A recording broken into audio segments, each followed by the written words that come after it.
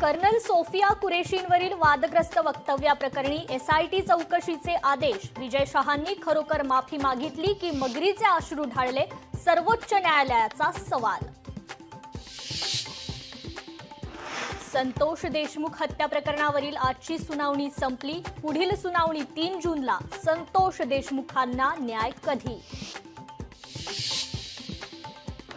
भारतीय लष्कराकडून ऑपरेशन सिंदूरचा नवा व्हिडिओ जारी। भारतीय लष्कराच्या शौर्याचा नवा व्हिडिओ समोर। भारताचे परराष्ट्र मंत्री एस जयशंकर आजपासून 6 दिवसीय परदेश दौऱ्यावर नेदरलँड, डेन्मार्क आणि जर्मनीला भेट देणार। नागपूर शिक्षक भरती घोटाळा प्रकरणी चौकशीसाठी एसआयटी गठीत करण्याचे आदेश। 9 सदस्यांची विशेष चौकशी समिती स्थापन।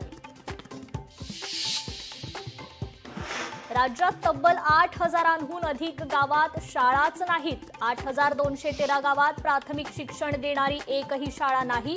शैक्षणिक परिस्थिती सुधारण्याचे केंद्र सरकारचे निर्देश। मुंबईत कोरोना पुन्हा डोकं वर काढत असल्याची भीती व्यक्त। केईएम रुग्णालयात 2 संशयित कोरोना बाधितांचा मृत्यू, तर 59 वर्ष महिलेची कोरोना चाचणी पॉझिटिव्ह। मुंबई गोवा महामार्गावर भीषण अपघात। जगबुडी नदी पात्रात कार कोसळून 5 जणांचा जागीच मृत्यू।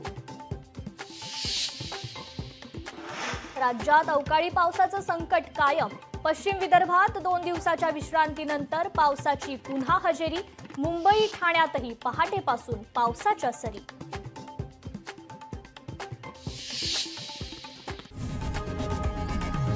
लोकशाही मराठी ऐका, पहा, जागरूक रहा।